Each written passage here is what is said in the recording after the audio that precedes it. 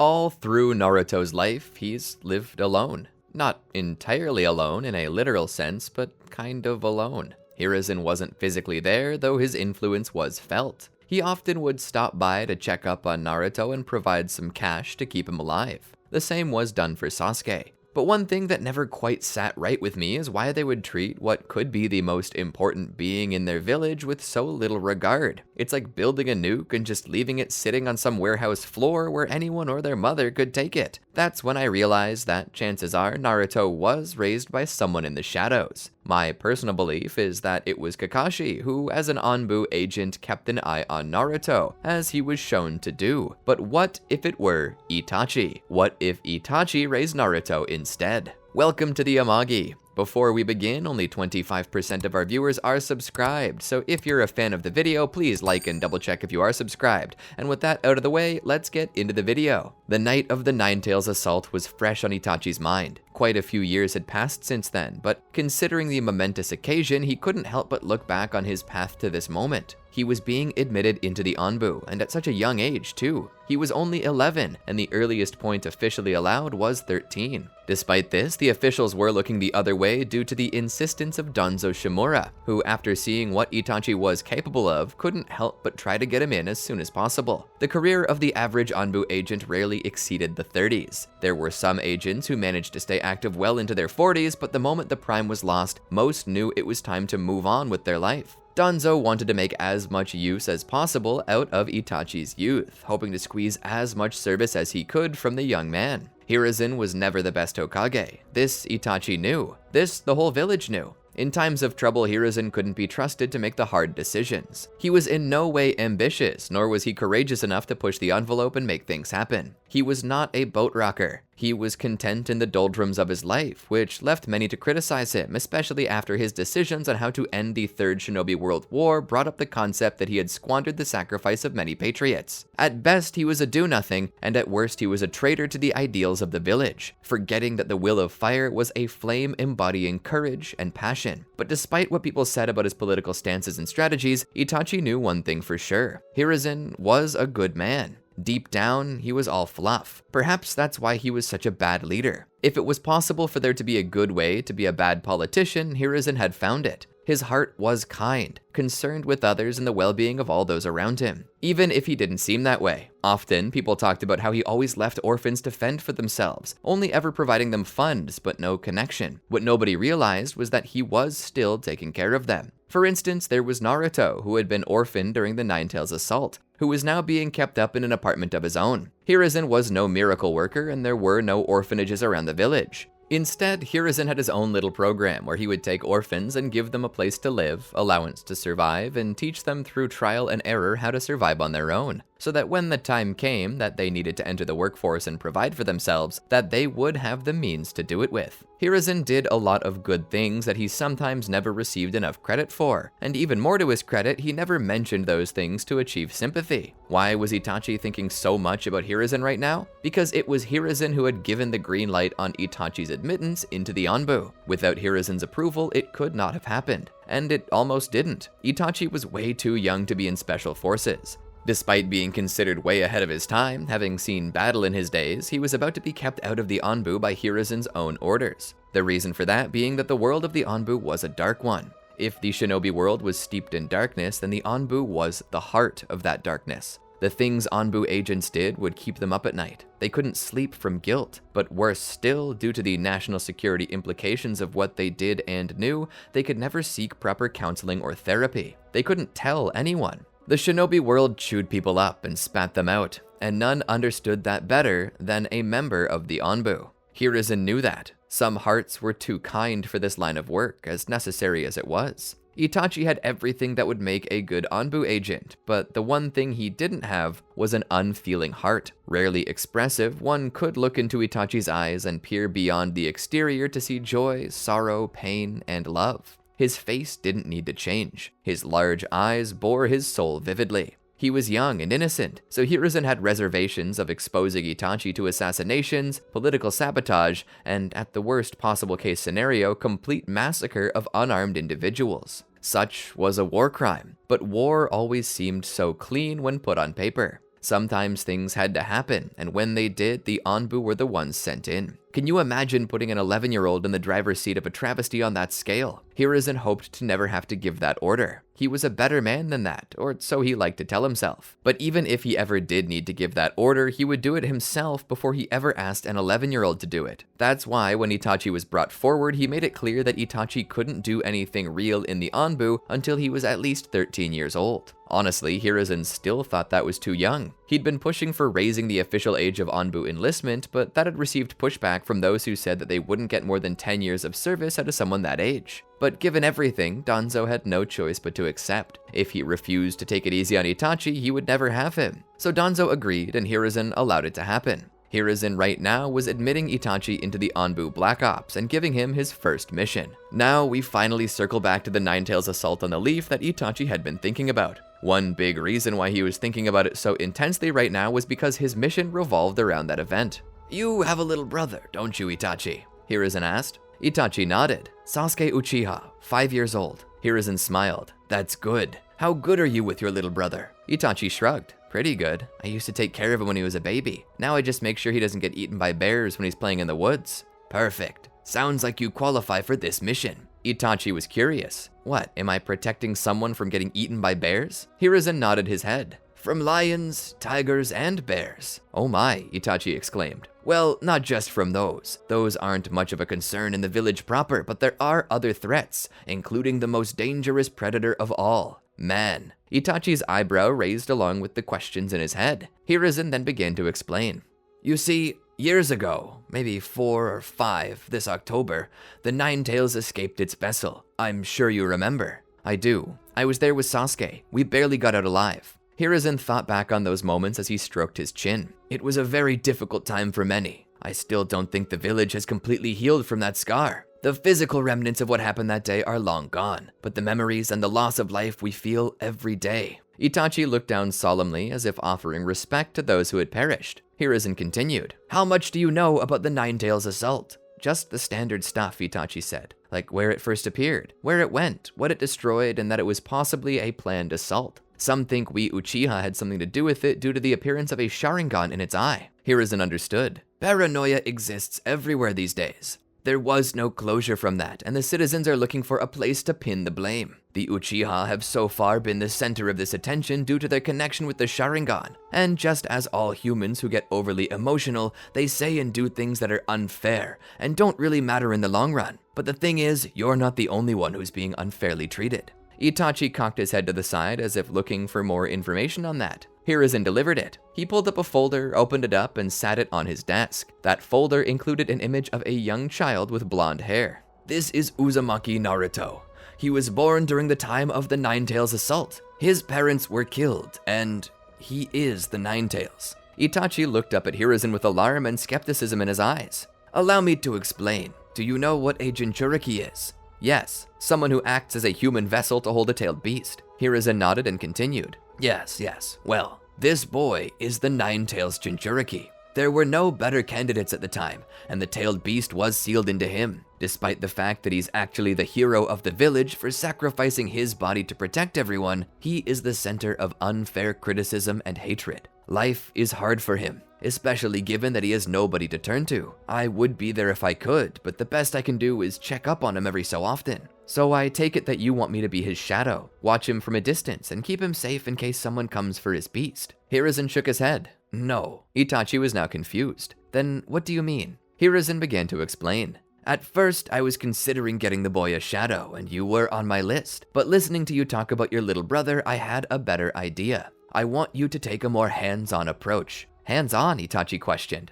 Hiruzen continued. "Yes, hands-on. I want you to take the initiative to meet him. Talk to him, become friends with him, and help soothe his loneliness. Everyone deserves a friend, don't you think?" "I do," Itachi said. "But the issue is that you've given this to me as a mission. Are you ordering me to become friends with him, or just suggesting it? There's a difference between becoming friends under orders and becoming friends by one's own volition. One means more than the other. Hiruzen understood. Sadly, the answer is yes. I am technically ordering you to be his friend, but I don't want you to claim it as a mission and do it without care. I'm pairing you up with Naruto because I genuinely feel like you and he would be a good match. I want you to spend time with Naruto and see if you like him. If you don't, I can't exactly force you to, though I want you to remain close by anyway. But I think you'll like him. He's boisterous, funny, and very playful. He has boundless energy, though that might be because he's nowhere else to put it. Itachi read the file. He does look very sweet, Itachi said, giving off an interest in Naruto that should hopefully please Hiruzen. Hiruzen took back the folder after Itachi was finished with it. When do I begin the mission, he asked. You may begin the mission anytime you feel ready. Sometime later today, maybe first thing tomorrow, whichever's more reasonable. Itachi understood. I think I'll stop by later on today.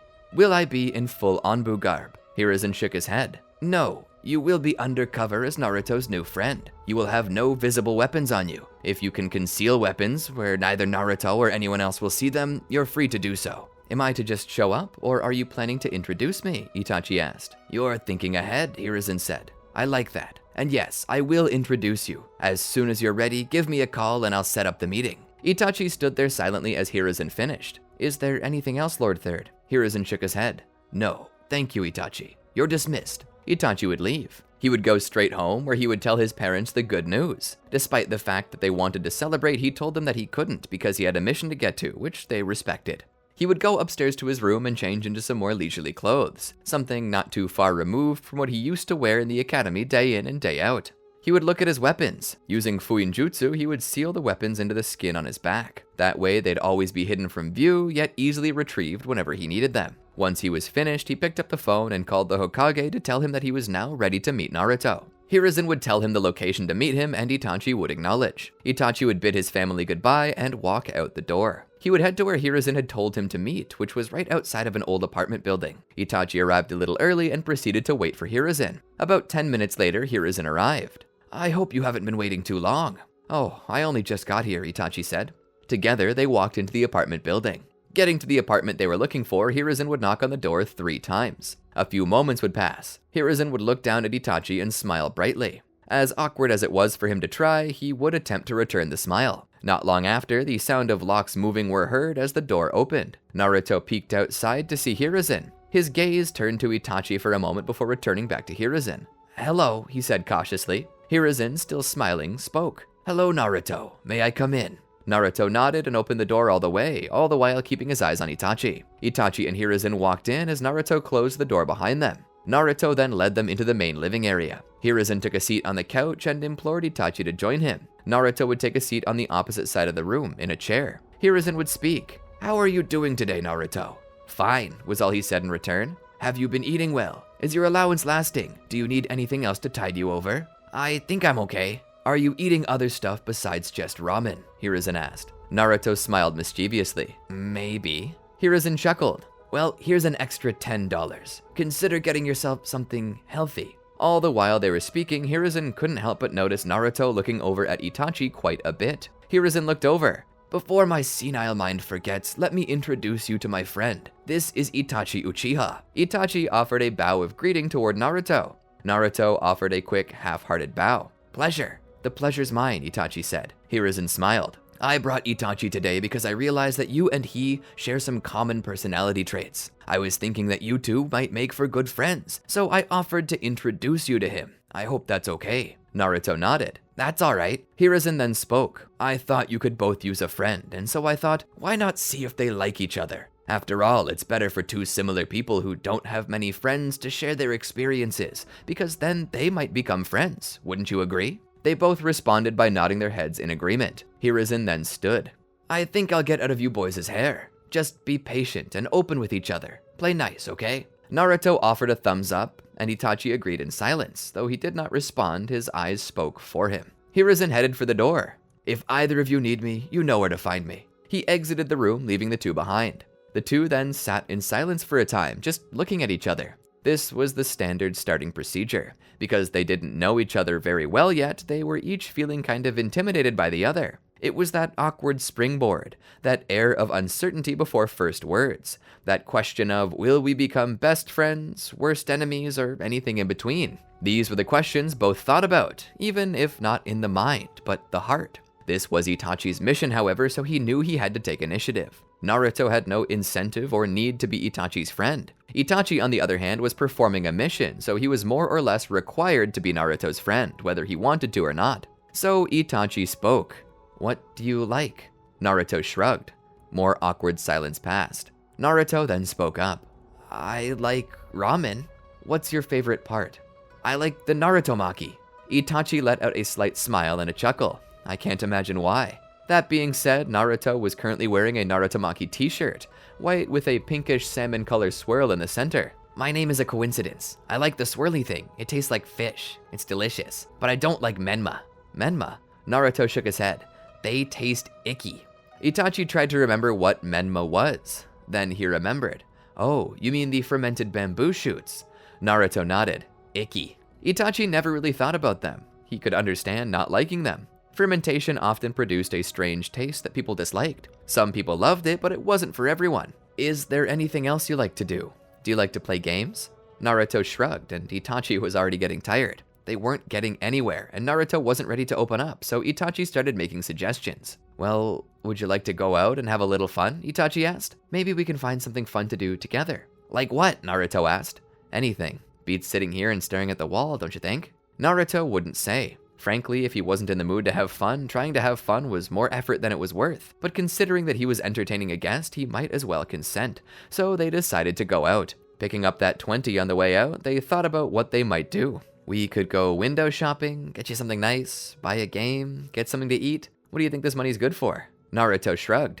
Itachi couldn't get mad at the boy. He was reserved, and frankly, Itachi used to be the same way. He still was, technically. Perhaps it wasn't that Itachi was frustrated with Naruto, because he wasn't doing anything wrong. More or less, he was frustrated with himself and his position. His first mission with the Anbu, and the first thing they asked him to do was the one thing he sucked at doing the most, making friends. As they went about window shopping, they decided to get something to eat. "What do you want to eat, Naruto?" Itachi asked. "Ramen."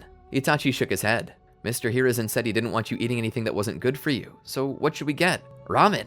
Itachi stopped and let off a sigh. "Mr. Hiruzen already vetoed that." "Mr. Hiruzen isn't here right now," Naruto interjected. "No, he's not, but he still gave us orders." "Orders, schmorders, I want to eat ramen." Itachi thought about it. Then he came up with an idea. "Just give me a second." He walked to the nearest payphone and began to dial up a number. "Hey, Mom? Yeah, it's Itachi. I had a question. What are you making for supper tonight?" He listened to the other end of the phone. "Okay, good. Do you think you can spare enough for an extra plate for a friend?" A few moments passed. "Cool. I'll be there soon." He hung up the phone. "Hey, Naruto, I just got done." He noticed Naruto was gone. Naruto? He didn't see him anywhere. Naruto! He didn't know where he went. He began to worry. Could someone have taken him? He activated his Sharingan to look for any clues. He saw a lot of footprints on the ground in various sizes. It would be impossible to tell if anyone had taken him. That being said, his footprints began to lead off in a different direction. He's still on foot at least. He began to chase after them. They led down into an alleyway. As he reached the end of the alleyway, the footprints disappeared. Did he get carried away? He then noticed a scuff on the nearby wall with a partial shoe imprint in it. Itachi began to jump up to the top of the roof. As he ran, he kept his eyes open. That's when he saw it. The top of a head, covered in blonde hair. He jumped over the side of the wall and found Naruto sitting there. Itachi was just looking at him while Naruto proceeded to giggle. "You shouldn't have done that. I was afraid that you'd gotten taken." Naruto scoffs. "Why would anyone take me? They'd need to want me to do that." "Why did you run away?" Itachi asked. Naruto shrugged. "Was getting boring. I thought we could use a little fun." Itachi wasn't normally one to get very upset over anything. He tended to stay very calm and collected, but right now he was... still calm and collected, but he was sure to tell Naruto that it wasn't fun and made him scared. "A little scary stuff gives life spice," Naruto said. "If it didn't, horror movies and scary Minecraft mods wouldn't be as popular as they are." Itachi thought about it. "Perhaps. Did you at least have fun?" Naruto smiled. "A little bit, yeah." Itachi smiled. "Then maybe we can play tag more often. For now, I called my mom. She's making fish for supper and says she's got enough for you. She's a very good cook. I want you to try it. Will you?" Naruto seemed skeptical. "I don't tend to like what doesn't come in a styrofoam cup." Itachi let out a slight sigh. He didn't want to play the guilt card, but sometimes there was a place for that. "I did just play with you." Wasn't much of a game. You found me already by the time I got to my hiding spot. True, Itachi said, but still, I want you to meet my family. Naruto seemed skeptical about it. Itachi spoke. Come on, they're very nice. Please? Naruto rolled his eyes. Itachi used the P word, so now Naruto couldn't deny him. Or at least that's the rules he assumed were true. Fine, I'll do it, but you owe me. Itachi nodded. He helped Naruto stand. Together, they headed for the Uchiha clan compound. When they got there, they walked down the road and saw the many Uchiha there. Quite a few kept their eyes on them, as if they were about to commit an atrocity. Itachi had never noticed this before. Were they always so nosy? Getting to the house, Itachi opened the door. Mom, I'm home, he called. She came around the side. Welcome home, Itachi. Oh, and you brought a friend with you. Itachi nodded. Mom, this is Naruto. Naruto, this is my mother, Makoto Uchiha. Makoto offered a bow. Naruto returned it as a simple head bob. His eyes looked away from her. This was noticed by Itachi and Makoto both, though they decided to ignore it, both for different reasons. Naruto and Itachi would both sit by the table. At the table was Fugaku, who was reading a newspaper. He looked up from it for a moment when he saw Naruto. Itachi spoke. Naruto, this is my father, Fugaku Uchiha. He's the head of the Uchiha clan, as well as the chief of the Konoha police force. I remember him, Naruto said. I remember you, too, Fugaku said without putting the paper down. Itachi looked between them both, trying to figure out what happened. They sat in awkward silence for a time until Sasuke came down the stairs and sat at the table. He was his regular, happy-go-lucky, energetic self, bouncing side to side, humming his own self-made theme song that he called Hyuhaku. He stopped only when he saw Naruto. They just stared at each other for the longest time. That was until Sasuke eventually raised his finger. Who's that? He asked his brother. Itachi looked over. Oh, this is Naruto. Naruto, meet my little brother, Sasuke. Naruto waved at Sasuke.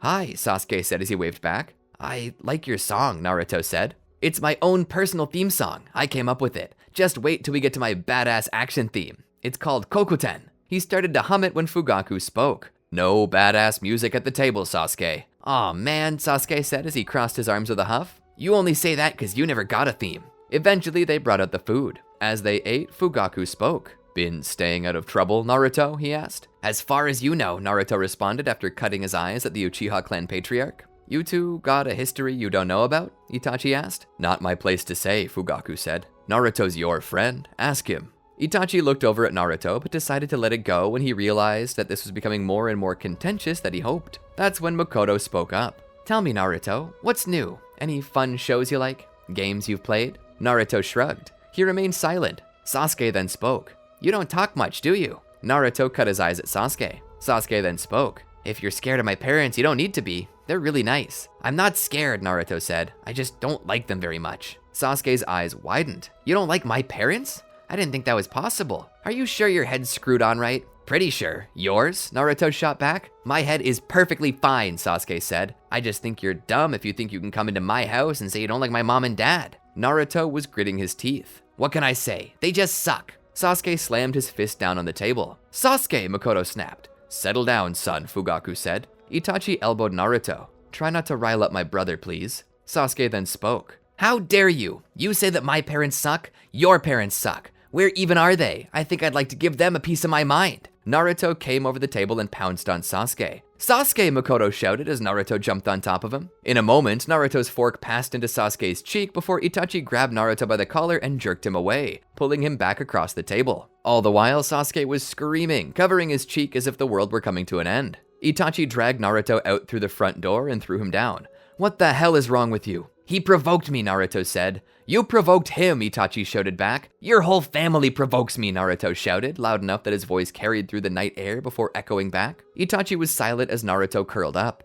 He spoke. That Sasuke kid doesn't know anything. Itachi squatted down. Doesn't know anything about what, Naruto? Naruto was silent for a moment. Itachi sighed. Naruto, just sit out here and cool off. I need to go check on Sasuke. Itachi walked back into the house. Thankfully, the fork didn't go too deep and really just scratched the skin. That didn't help Naruto's standing with the family much. It merely soured his relationship more with Fugaku. Makoto and Fugaku didn't speak much about it other than to tell Itachi that Naruto was no longer welcome in their home, something he didn't try to refute. Checking on Sasuke, Sasuke was still pouting, as children his age tended to do after a situation like this. Itachi merely knelt down in front of him with a smile. Every badass theme song deserves a scar to match. Makes you look tough. Kissing his little brother's head, Itachi stood up and walked outside to check on Naruto. Stepping out, he called for him. Naruto! There was no response and he was nowhere to be seen. Itachi sighed. Damn it. He left off into the night to seek out Naruto. He found him out by the academy, sitting on the old swing. Itachi walked over. Naruto looked away. Itachi squatted down beside him. Hey, you okay? Naruto didn't look back at him. Naruto, you don't know how lucky you are, he said. That Sasuke kid doesn't know what he's got. Your brother's stupid, but I'd still take him over nothing. Itachi looked down. That last part's what set you over the edge, isn't it? I wish I could blame how crappy of a kid I am on my parents, but I can't, because I just don't have any. I'm just crappy on my own. Itachi sat down beside Naruto. Sasuke didn't know. You understand that, right? Naruto shrugged. Itachi looked down. For as long as I've been alive, I've been a lone wolf, Itachi said. I could never identify with my family. But you still had one, Naruto said. Itachi wasn't denying this. I know, Naruto. I'm not saying I don't. What I'm saying is that I've never really understood human behavior. I don't understand why people get mad or sad or frustrated. I never understood it. I always laughed if I thought something was worthy of being laughed at. I struggle to feel anything at all, while you struggle to not feel things. I'm numb, and you're covered in phantom pain. The awareness that something isn't there. I can't say I understand what you're going through in the slightest, because I don't. But what I can say is that I care about you, that I do know how to feel. I know how to feel care towards others. It's one of the few things I feel naturally, and you don't often feel it. I want to show you what it feels like to have a family, to have a brother, someone who cares about you, who will never leave you no matter what you do wrong. Even what you did today in attacking Sasuke, it makes me so mad, really mad, but it doesn't change that I've decided to love you. Naruto kept turning his face further and further from Itachi. Itachi then spoke. Turn around and let me see you. Naruto shook his head. Itachi spoke again. Naruto, show me. Show me you. Not the mask you put on for others. Show me who you really are, right now. A moment passed. Slowly, Naruto turned around, his face scrunched up, tears falling down his face. You want the real me? Here it is. I'm not happy. I'm not fun. I'm not a ball of joy like everyone thinks I am. I'm a mess. I'm alone, I'm sad, I'm hurt, and nobody cares. I care. Nobody sees me. They see something different. I don't know what they see. I don't know if they think I'm ugly or just don't like me because I have anger issues. Nobody ever tells me. I ask them and nobody will tell me why they hate me. I wish they would. I promise I'd try to fix it if they did, but they refuse to tell me anything. Why won't they tell me? Itachi hugged the boy, pulling him into his embrace. Naruto, there are things we can't help, and the way the world views us is one of those things. No matter what we do that's good, sometimes it feels like all the world wants is to see our bad side. They take what we do and blow it out of proportion. That's because, in the end, everyone has their own personal biases, and anything that affirms them they accept without question. Anything that defies those biases is untrue. That's what Konoha is. The shinobi world is a dark place, and things happen in the dark that people in the light wouldn't believe without seeing with their own eyes. And sometimes I feel that if they saw the darkness, they wouldn't even be able to register it. Now I know they wouldn't. You're right in front of them and they can't see you. But I see you, and I'm not going to look away. As they hugged, Itachi reflected on the reason why he was put here. Hiruzen for a long time knew Naruto needed help, but why would he send Itachi of all people? Itachi wasn't able to keep people together, unless this was to make Itachi grow as well, to teach Itachi how to open up. If so, Hiruzen was wiser than anyone gave him credit for. Itachi stood. Come on, let's go home.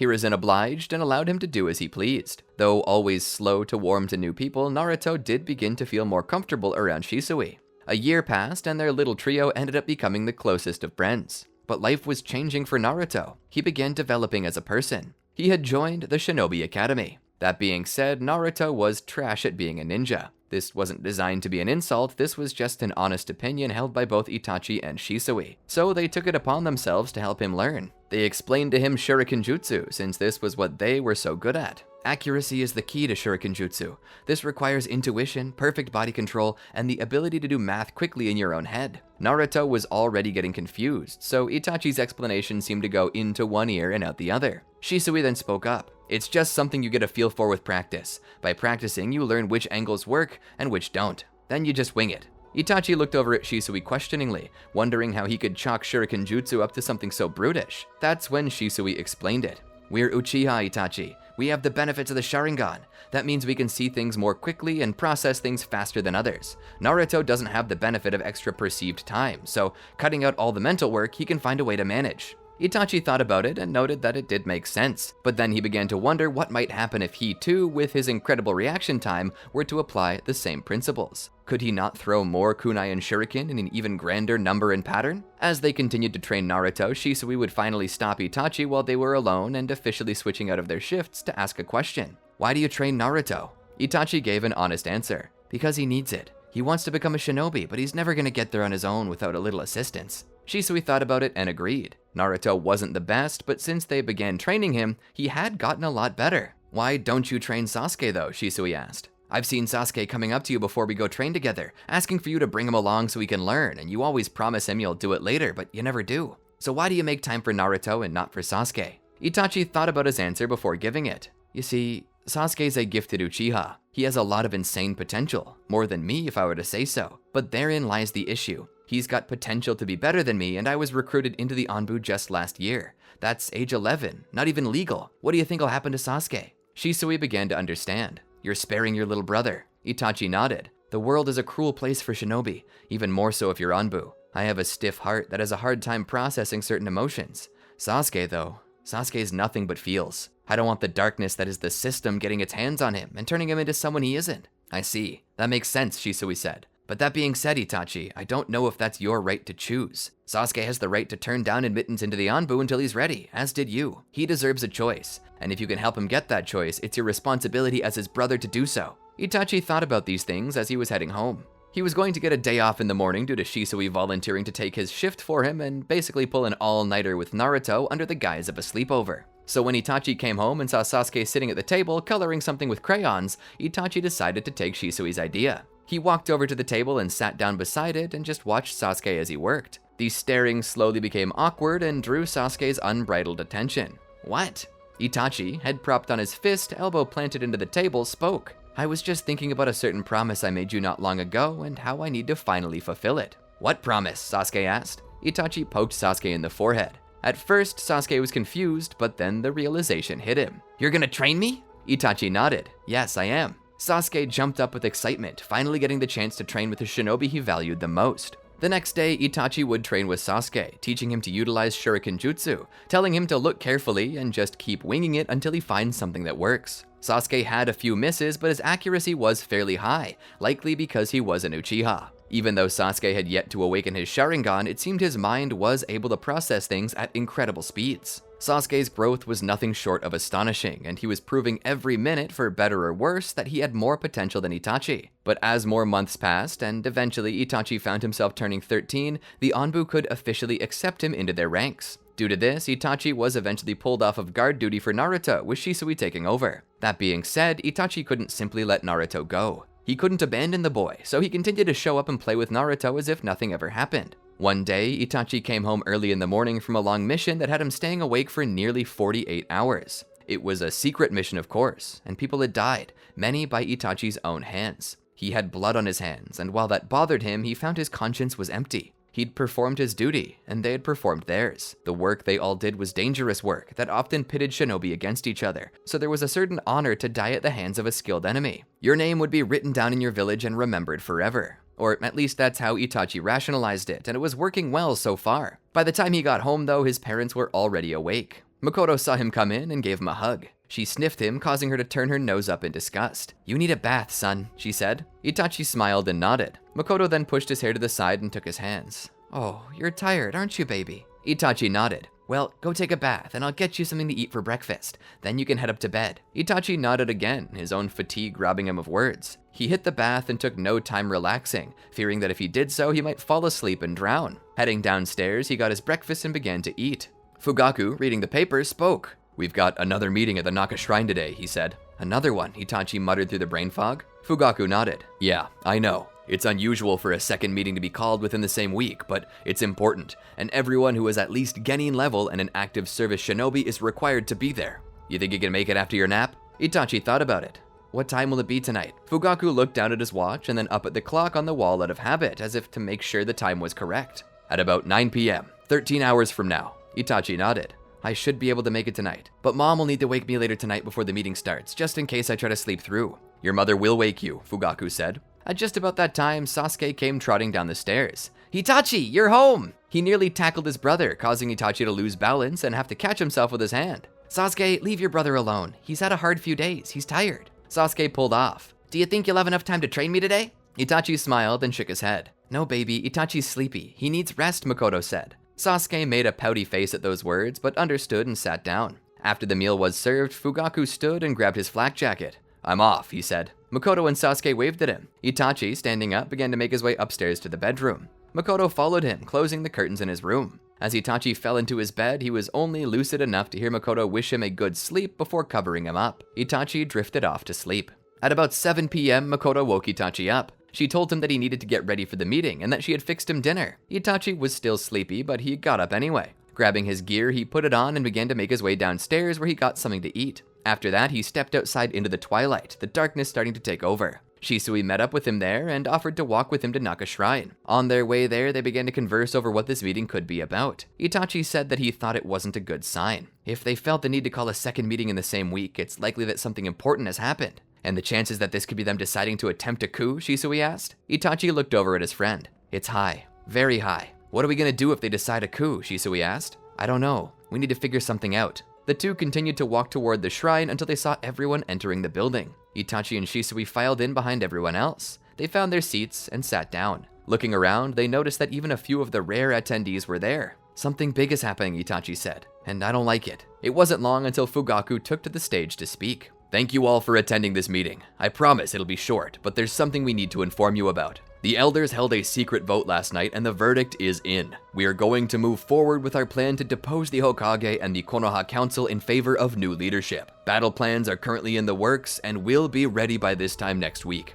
When the plans are revealed, we will have a quick briefing session before moving into the attempt." Itachi slapped his own face with his hands. Oh dear. It seemed that they were a bit too late. "What are we gonna do now, Itachi?" Shisui asked. Itachi shook his head. "I don't know. I think I'm going to try to talk some sense into my father." "You know that won't work," Shisui said. "I know, Shisui, but it's the only plan I've got. If I don't try it, millions could die." "Well, now is probably the best time," Shisui said. "It looks like your father wants to talk to you." After everyone had left, Fugaku was left alone with his son. "Father, can I just say something?"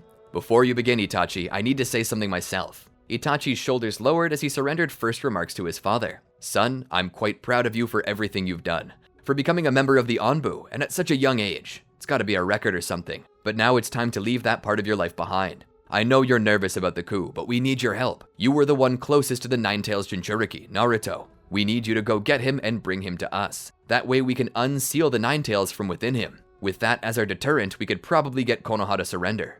Itachi was shocked. "Naruto? Your plans to use Naruto? If we want a bloodless coup, we need his tailed beast." "It can't be a bloodless coup if you're gonna rip it right out of him. He'll die." Fugaku thought about it. "You're right. He will. And that's a tragic thing, but it might be necessary." Itachi shook his head. "No, I refuse to believe that. Why would you choose this option instead of anything else? There are many Mangekyou Sharingan users from the war. The Susanoo exists. Why do you need the Nine-Tails?" Itachi waited a moment to get an answer, his heart pounding, his breath quickening. His cortisol levels were through the roof. He then spoke. "Tell me, does this have to do with whatever grudge you hold against him?" Fugaku seemed confused. "Grudge?" Itachi nodded. "The first time I brought him to the house, you two didn't get along." Fugaku sat there in disbelief. "You think I hate Naruto? And that's why I'm doing this? You must not know me as well as I thought. I don't hate Naruto, Itachi. I love him."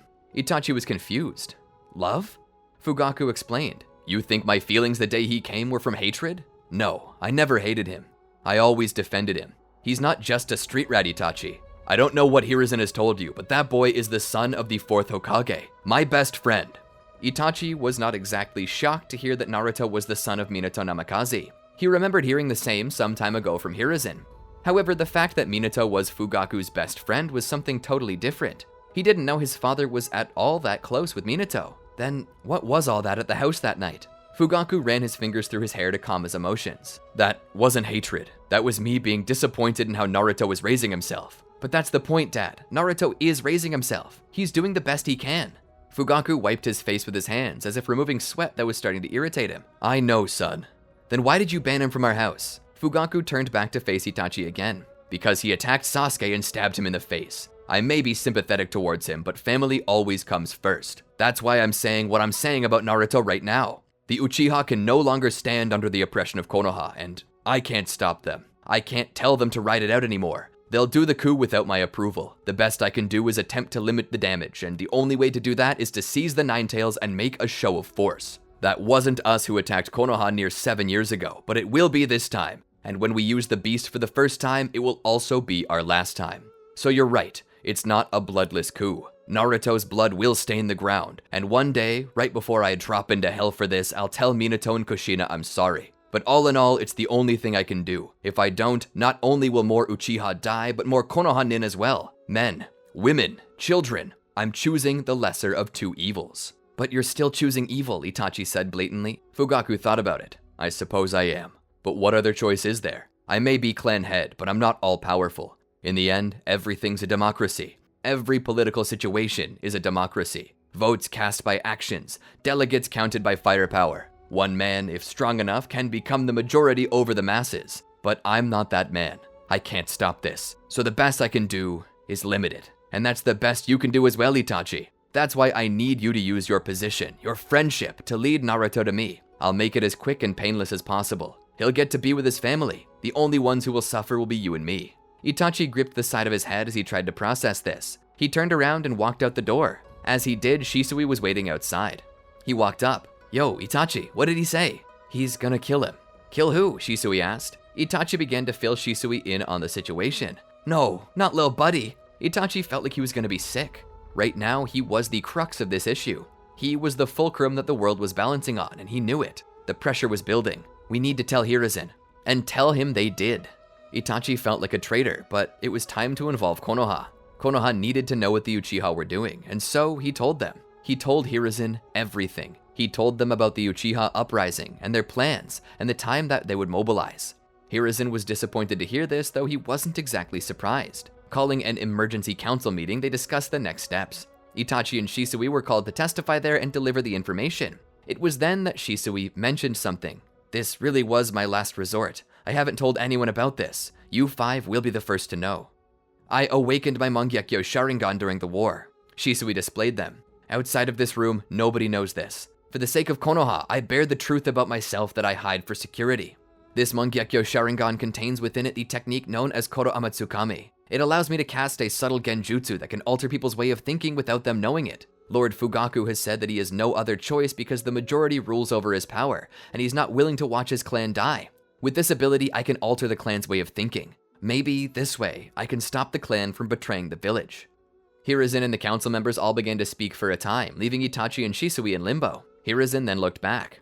The council has decided to allow you a chance to try this, but if you do not accomplish your mission before the set time, Konoha will have no choice but to move into the compound and put down any dissent posed. Do you understand? Both Itachi and Shisui bobbed their heads in approval. The two left. As Itachi was headed home to the compound, he stopped by Naruto's apartment. He didn't go in, but instead stood outside and watched. He saw Naruto sitting on the balcony, looking over Konoha and the Hokage monument. For a moment, it seemed their eyes locked, but then it was broken as Itachi continued to walk. Returning home, he found his little brother there. Itachi would do anything for Sasuke, and though he loved his family, he was caught between a rock and a hard place, having to choose between his country and his family. What an impossible choice. This was a secret he'd take to the grave with him. They could never know what he had done. It was only later that night when Itachi thought he sensed Shisui nearby. Stepping outside, he found a note that said to meet by the Naka River. There was blood on the corner of the paper. Itachi grew worried.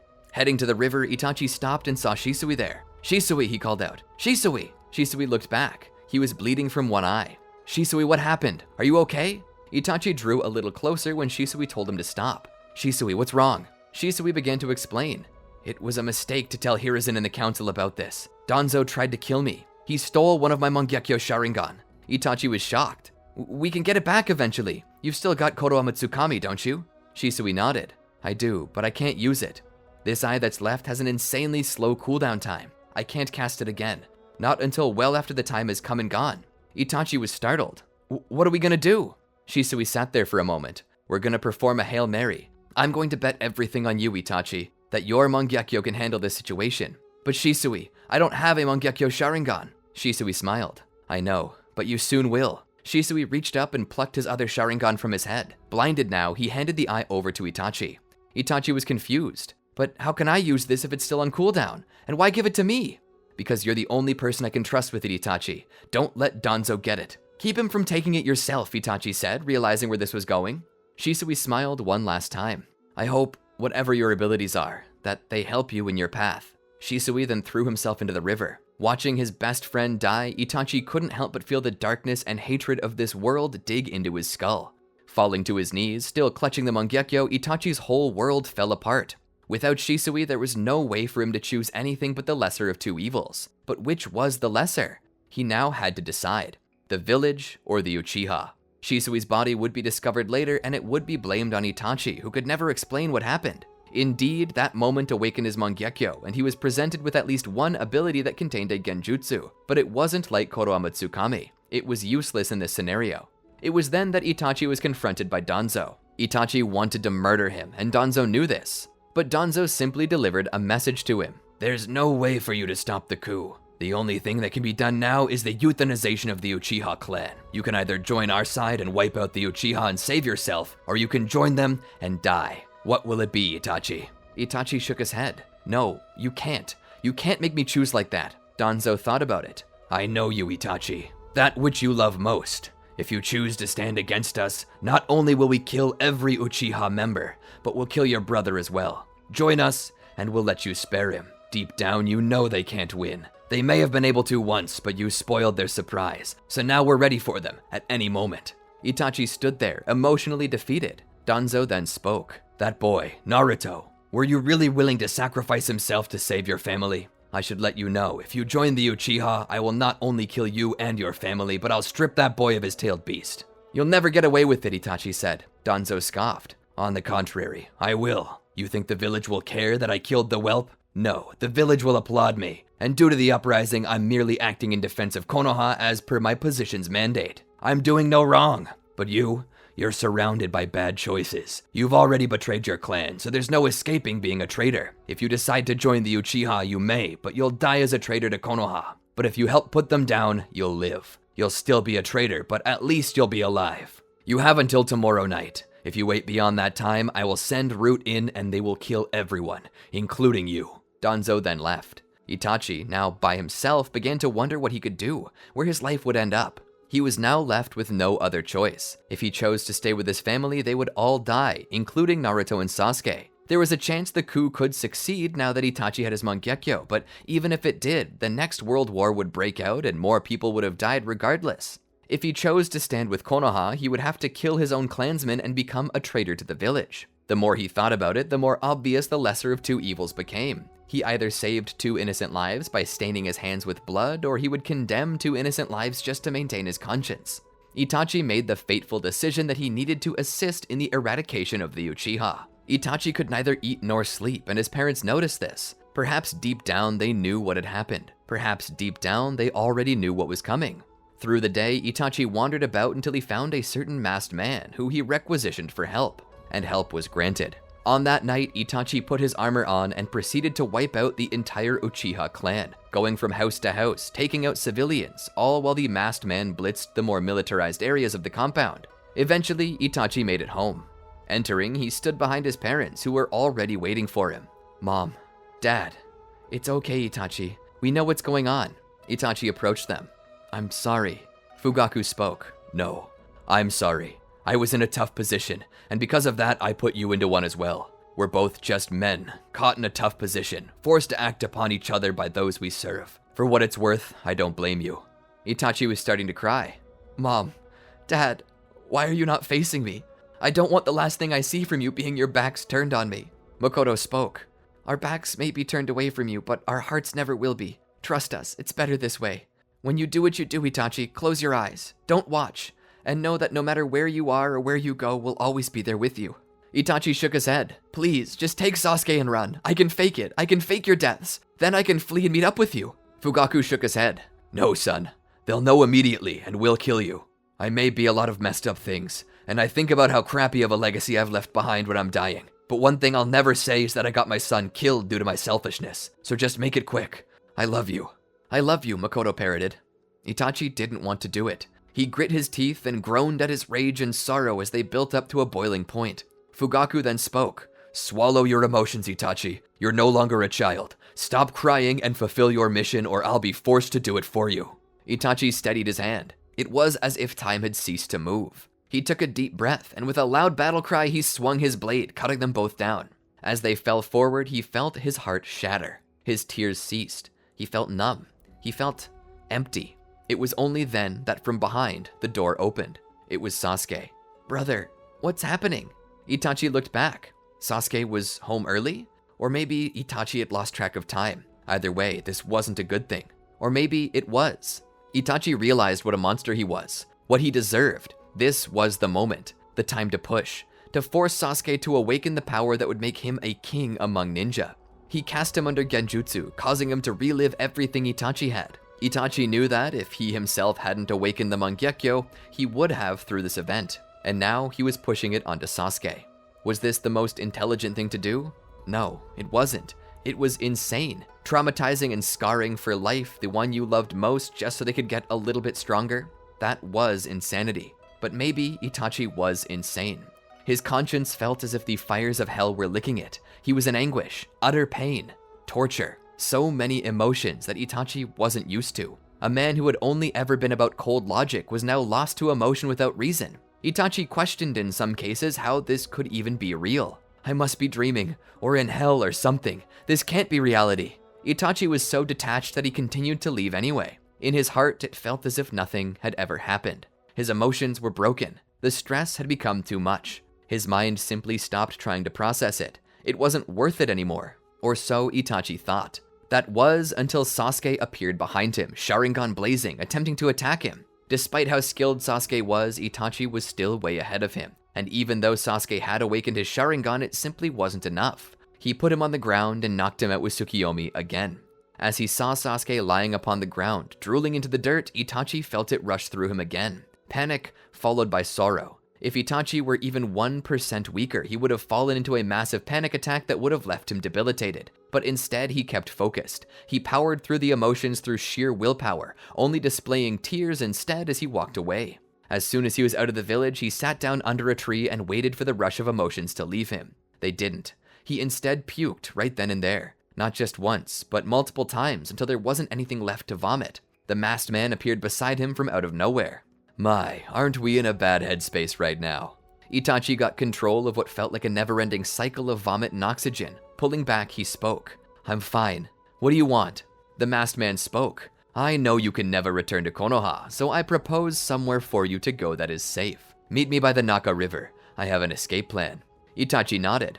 As the man left, Itachi stood. He had one last thing to do, and that was to claim his mission as accomplished to Hiruzen. Heading straight there, he explained what had happened and what he had to do. Hiruzen tried to offer him things to make it easier, but nothing could have made him feel any better. He simply told Hiruzen to watch over Sasuke and Naruto both, which Hiruzen promised to do. After this, Itachi would leave the Hokage's residence. Before stopping by the river, he went to Naruto's house. Knowing that he was leaving, he felt he at least owed Naruto a goodbye. He would come to the outside of his bedroom and open the window. He'd crawl in and just sit on the windowsill. He watched Naruto sleep for a moment. As it stood now, he envied Naruto and wished he could have been him at this point in time. But that's not how the world worked. Naruto would eventually wake up. Itachi, what are you doing here? I came to talk. What are you wearing? Naruto asked, having never seen Itachi in his Anbu uniform. It was then that Naruto noticed the blood on the uniform. Oh no, you're not hurt, are you? Itachi looked down at his suit. No, not physically at least. Itachi continued to speak. Naruto, I came to say goodbye. You're leaving? Naruto asked sadly. Itachi nodded. I have to go. Things have changed for me. I can't stay in the village any longer. This means we likely won't see each other again. But that doesn't mean our friendship will end. I still care about you, and always will. I promise. Naruto seemed sad as he listened. Itachi looked outside to the night sky, up at all the stars that seemed to grow dimmer tonight. Why do you have to leave? Naruto asked. Itachi then spoke. I don't want to talk about it. It's just not good. I'm sorry that this is how it has to be, but I need you to promise me something. What is it? Naruto asked. My little brother, Sasuke. He's going to be very, very lonely, very hurt, very angry. He'll probably cry a lot as well. I need you to be his friend. I don't know. I'm not a big fan of that Sasuke kid. Itachi let off a chuckle. I know, but will you do it for me? Please? Naruto nodded his head. Thanks, Naruto. Itachi sat forward, ready to leave. I guess I'll see you around. Suddenly, Naruto hugged Itachi. Itachi sat there and accepted the hug. After a moment more, Naruto let him go. "I'll miss you, big brother," Naruto said. Itachi, hardly able to stop himself from crying, spoke. "I'll miss you too, but I'll never be too far away, and if you ever need me, call out my name and I'll be there in a flash." And with that, Itachi was out the window. Itachi would board the boat and be taken to meet a man named Pain. Itachi would be brought into the Akatsuki, where he would both be safe and serve as an informant to Konoha. But all the while, he could never forget about Sasuke and Naruto. Itachi's story was a tragedy, full of darkness, but every so often a smile would creep on his face when he thought about things from his past. He was glad Hiruzen had put him on guard duty for Naruto. He only wished it could have lasted longer. And that's gonna be a wrap, I feel. I think that's about as far as the story needs to go. That being said, if you all liked it, be sure to let us know with a like and a comment. If it's popular enough, maybe we'll drop a new part or a sequel series or something. But until that time, feel free to check out these other videos on your screen. Don't forget to subscribe and ring the bell, and until next time, peace.